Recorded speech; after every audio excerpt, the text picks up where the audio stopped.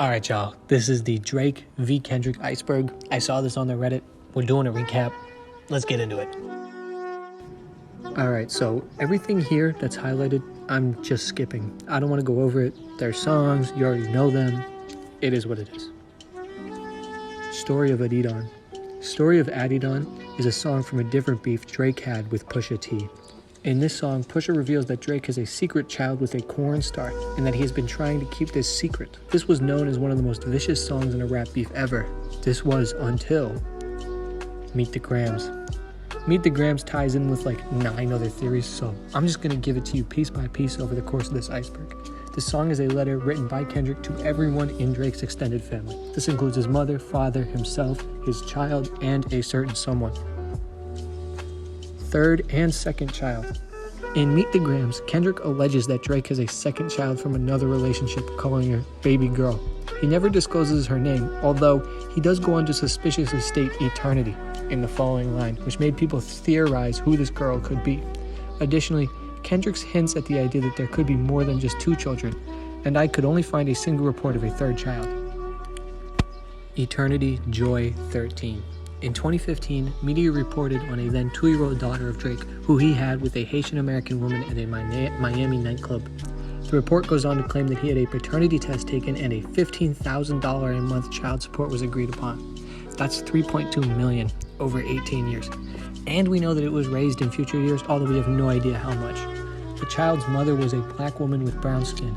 This would make this child 10 or 11 years old at the time of Meet the Grams, and Kendrick mentions that Drake had missed the child's 11th birthday in Meet the Grams. Doing some digging, people found the Instagram account EternityJoy16, which was an 11-year-old's Instagram with her pictured with Drake merch and in multiple videos of Drake. She also looks a little like Drake. People have theorized that this could be his child. In 2017, Layla Red Lace went into an interview and claimed that she was SA'd by Drake. What's crazy is that she was later awarded a $350,000 settlement by Drake. Additionally, her child can be seen in music videos of Drake. This makes people question all the other children in Drake's music videos. I mean, how many children does he have? 616 in LA. This is just surrounding the title, and the title alone has so many meanings, so here's all that I could find. First, we have the timestamp format. Drake has set a lot of records in the form of X time and Y place. So Kendrick is stealing his format a little bit and perhaps doing it a little better than him. Another meaning is the first time they met. 616 was the day Kendrick and Drake met, and Kendrick rapped about it during the Buried Alive interlude, as apparently it was an influential moment on Kendrick's life, as he believes Drake and him went on different crossroads when it comes to the star life and the fame world. And this is kind of gets to the origin of this beef. Another option is the idea of demon in LA. 616 and 666 are commonly known as the devil's numbers, both referring to the ancient emperor Nero. Perhaps Kendrick is saying, he's the demon in LA who's going to come collect Drake's soul. Right? Another option is Father's Day. 616 is Father's Day, which obviously relates to Drake's, deadbeat father situation. Another meaning is Tupac's birthday. Tupac's birthday is 616, which of course relates to this beef and the fact that both artists tried to reference Tupac. And then another one is OJ. Nicole Brown Simpson was declared dead at 6:16 a.m. in LA, which Kendrick is basically arguing that he's about to a white woman, Drake. This also relates to, the glove on the cover. And then finally we have the sixth god meaning. Drake is oftentimes known as the sixth god, coming from Toronto. And Kendrick thinks Drake's like 16-year-olds, so 616 would make a lot of sense, as the sixth god likes 16-year-olds. BBL Drizzy. It's that BBL Drizzy. Oh, BBL Drizzy. Alright, we're in layer 3. We're under the water. Pharrell Chain. In late June, Pharrell Williams released the Despicable Me soundtrack that he worked on. And on one of those tracks called Double Life, he snuck a couple of disses in there about Drake. Some of your dirt has come to life. Who will groom me tonight? That's the question. Nothing wrong with being private, just make sure it ain't wrong. In other words, Pharrell is sneak dissing Drake about the child allegations, which will come up later on this iceberg. But later in August, Drake posted a picture showing that he was in possession of many of Pharrell's chains. People wonder exactly how he got those chains, as Pharrell's never said anything. What Drake is implying is that he stole them from Pharrell, or one of his goons that perhaps he has stole them from Pharrell. But others argue that Drake bought them from Pharrell and that he's just pretending he stole them in another, small move. All to Myself. Commonly known as the time Drake got bodied by a singer, All to Myself is surprisingly a little-known song by Future, Metro's Booming, and The Weeknd, in which The Weeknd sneakily disses Drake on the high notes. Context isn't new though. The Weeknd was a small artist in 2012, and Drake took an interest in The Weeknd, using him in dozens of songs on his Take Care album, reportedly taking around half of The Weeknd's original Starboy album without any payment. This is pretty important because Starboy became one of the greatest selling albums ever, so Drake did some serious damage to him. Drake wanted to sign The Weeknd in order to turn him into a glorified, writer for him, as Drake does with a lot of other people, but The Weeknd refused. Drake has been mad about this, for decades now. So with The Weeknd singing about how, thankfully he didn't sign his wife away, and about how a certain someone has leaks in their operation, this was a very clever sneak diss towards Drake. Kanye West, Like That. Kanye hopped into the beef by remixing Like That. He did 48 bars in total. He talked about himself and how amazing he was for 46 bars, and then spit precisely 1 bar against Drake and precisely 1 bar against J. Cole. Control. This was a song from over a decade ago when Kendrick dissed pretty much the whole rap game. He was claiming that he was the next, greatest ever, and that he had to basically kill everyone else in their career. This seriously got under Drake's skin big time because he felt that with this song, Kendrick had basically taken this, next up position, this next greatest position from him. And Drake has been sneak dissing Kendrick forever because of this. He is the underdog that's extremely hungry, you know what I'm saying? And he's doing his thing really well. And that verse was, he's giving people like moments, that verse was a moment to talk about. Are you listening to it now at this point in time? Okay. And then, but it was real cool for like, a couple weeks. But like, if I asked you, for example, like, how does that verse start? On Push-Ups, Drake mentions that song You Have did not start the beef with us. This has been brewing in a pot and now it's heating up. This is a reference to all the sneak disses Drake and Kendrick have been firing at each other since the Control verse. Drake's main form of dissing is through sneak dissing, and it seems that Kendrick has decided to give him, some of his own medicine over the years. Right, some of the examples of this is Drake on The Language in 2013. I don't know why they line, but your shit is not that inspiring. Drake had said many times that Kendrick's Control verse really wasn't that impressive, and this was kind of his, argument to that. And in Kendrick in the XXL Cypher in 2013, and nothing's been the same since they dropped Control, and tucked a sensitive rapper back into his pajama clothes. And then he goes on to say, boy, you been a fake, right? So he's talking to Drake. And then Drake, on the Poop Remix 2013, I hear you talk about your city like you run it there. I came to your city, you're my son there. Basically arguing, I'm bigger than you in your own city. And this stuff goes on, right? In the 2013 Grammys, for example, Kendrick had Good Kid, Mad City up for running, whilst, little known Macklemore had The Heist. Everyone was pretty much in agreement that Kendrick should have won, but the Grammy went to Macklemore, and Mac ended up apologizing to Kendrick publicly, and even Mac felt that Kendrick should have won it. But a couple months later, Drake was in an interview, and he criticized Macklemore for apologizing to Kendrick, so you can see how deep this thing goes. There's tons of these, they go on forever. I don't want to keep reading this, you get the point. They have been sneak dissing each other.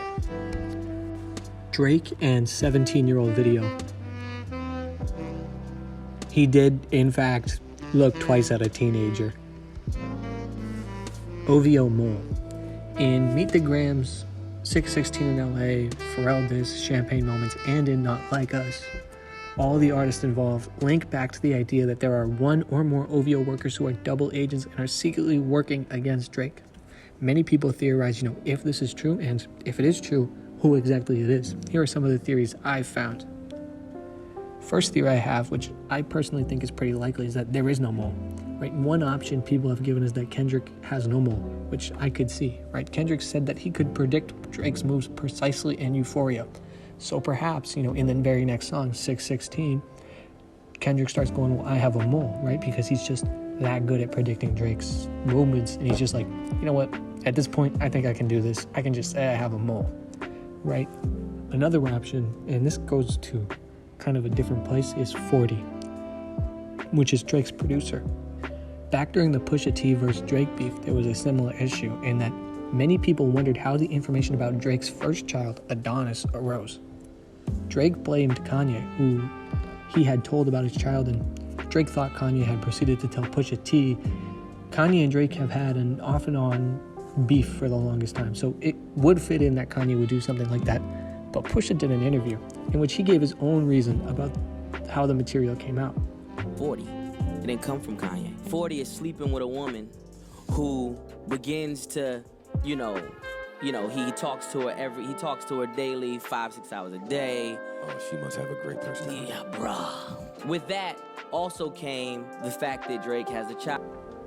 So people now think that perhaps 40 is still pillow talking, right? Perhaps 40 is still pillow talking, and perhaps that's how this stuff came out. And then finally, for, a real mole, right, who's actually a double agent, is Ebony Prince 24. There is a Twitter account of a person called Ebony Prince who posted videos of stolen jewelry and other paraphernalia. People argue that this could be a rapper Cash Doll and her jewelry, as she was a rapper close to Drake who had 500K stolen, and some argued that this makes them the mole, although we can't relate the account back to any singular person that works at OVO. Baca. In 2015, a producer in Drake's label, OVO, was arrested and pled guilty to assaulting an undisclosed woman. This is important because Drake proceeded to hire this man to his label, and Kendrick called him out for it on Not Like Us, saying that he is a weird case. Why is he around? All right, layer 4, we are getting deep. Kendrick disses pre-recorded. So here's a question, right? How did Kendrick release Not Like Us only 35 minutes after Drake released Family Matters, right? What this means is that the diss must have been pre-recorded, right? And then this asks the question, well, how many disses does Kendrick have pre-recorded, right? On Not Like Us, he says 1, 2, 3, 4, 5 plus 5. So he's basically saying 10. But that's just for Drake. I mean, how many did he have pre-recorded for J. Cole? How many others did he have pre-recorded, right? And this kind of plays into the tactics of this beef, right? Because perhaps there is no mole.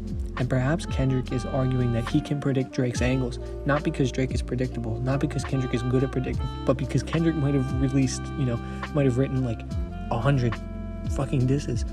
And, this whole idea that he has in Euphoria where he switches the beat 3 times, and he says it in like that. And like that, he's like, I'm going to switch the beat 3 times, you better come at it. And then in Euphoria, he comes in and he switches the beat 3 times. Perhaps that wasn't just 3 beat switches. Perhaps those were 3 completely different songs that he had written. And he's like, well, whatever Drake says in, his response with push-ups, I'm just going to splice in different parts of these 3 different songs because this went all into his tactics, right? So this tactical stuff goes pretty deep when it comes to Kendrick. And it just shows, how intelligent he probably played this. 69 God meeting. So Drake calls himself the 6th God from where it comes in from Toronto. And so Kendrick calling him the 69 God is a reference to Tekashi 6ix9ine. Tekashi 6ix9ine was caught and charged with relations with a 13-year-old. And so Kendrick is basically talking about the child allegations. Obama's involvement. So Obama was asked in an interview who he thought would win between Drake and Kendrick Lamar. And Obama made the right choice.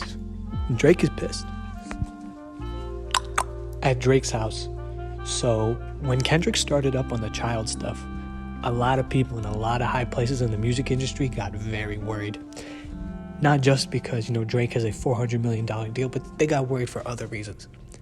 And we know that there was a meeting between Kendrick and a bunch of music execs, where the music execs basically demanded that Kendrick stop, right? And Kendrick was like, nah. And so the next day, there's at Drake's house, right? And a lot of people are thinking that this wasn't just some random person, but rather that this was a job from the inside. And that This was done to basically make Kendrick stop. Buried Alive Interlude Part 2. I mentioned this in passing at the top of the iceberg, but Buried Alive Interlude and 616 in LA have a very deep connection, and they kind of get to the genesis of this beef, at least in Kendrick's eyes, where Kendrick in 616 in LA and in Buried Alive Interlude talks about the first time he met Drake on, June 16th. And in these moments, he's talking about the idea that him and Drake had different paths that they could have gone on. They were both into the Hollywood life. Drake was a little newer. Drake had experience. Kendrick was very new. And Drake was kind of telling Kendrick, hey, you got two options, right? You can either kind of lay into this fame, or you can kind of, lean away from it. And what Kendrick feels is that Drake leaned into the, the degeneracy and the cruelty and the evilness, and that Kendrick was the one who went away. And that the reason why this beef needs to happen is Kendrick needs to kill, this evil half of rap. Kendrick needs to kill this, the degeneracy of Drake. Layer 5. We're nearing the abyss. Pickle Rick Lamar. Drake has a deleted post in which he makes a brain dead joke about replacing replace that with Pickle in Kendrick Lamar, and you get Pickle Rick Lamar. So Meet the Grams fan edit.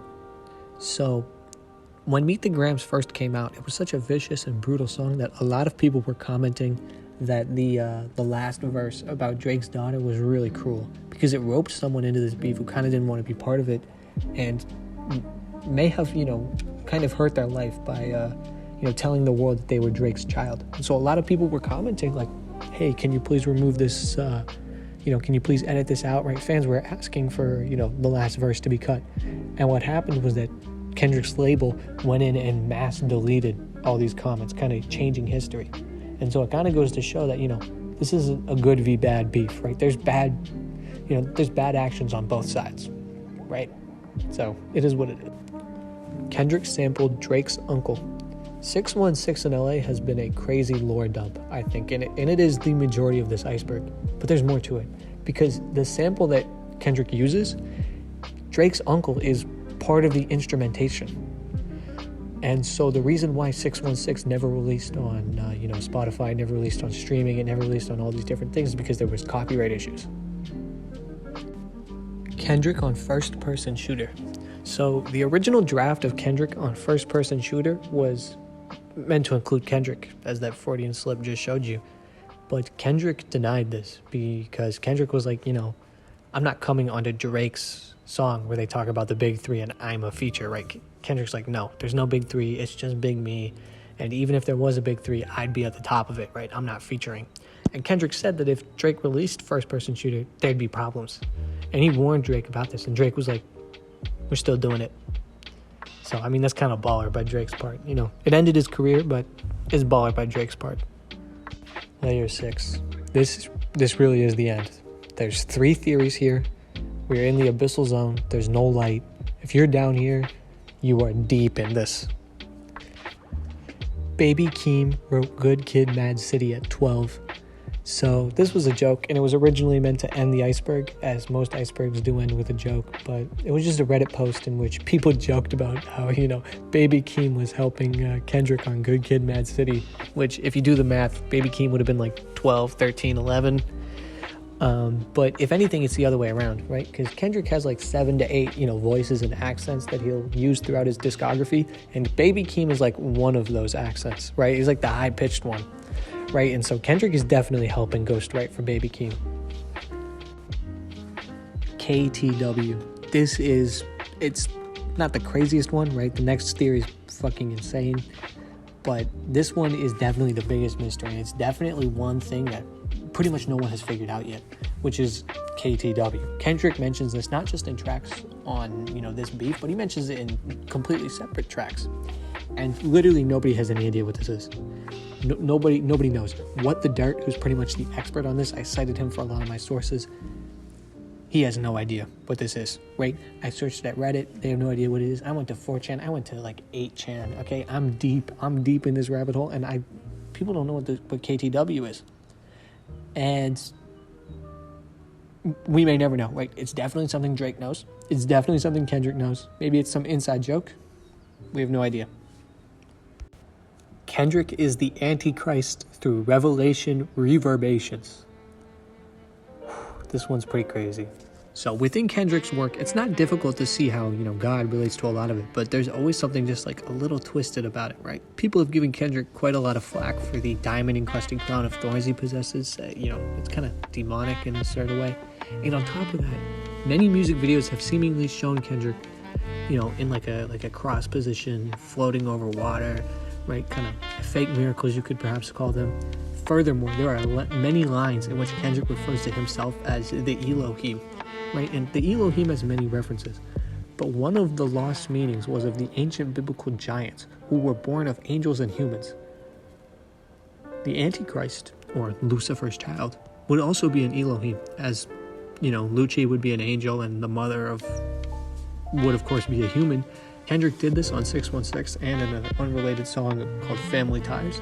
And Family Ties ropes in quite well with this narrative, as in the next line, he demands that people refer to him with 4 letters.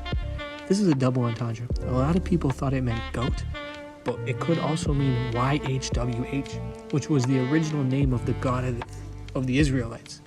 Kendrick's saying he's a god. He's engaging in a lot of antichrist behaviors. As we return to 616 in LA for the millionth time, right? This could just be a 616 in LA iceberg, to be honest. The title meaning, one of those many title meanings you may have remembered was the idea of demon in LA. This has a whole new meaning from this perspective, right? Furthermore, if you listen to the song again with this antichrist idea in the back of your head, it seems as though Kendrick is wrestling with the fate of what he must do, not just in terms of fighting Drake, but perhaps as his fate as the Antichrist himself, in feeling that he must give up on the mannerisms of Raphael and must give up on his dreams of being in heaven for what is maybe his destiny as the Antichrist, right? Furthermore, and this is getting a little schizo, we're getting to a place that you probably shouldn't go. In the book of Revelation, the book talks about 10 kings involved with the Antichrist. And if you look at who is in this beef in terms of, who sung, it's 10 different kings.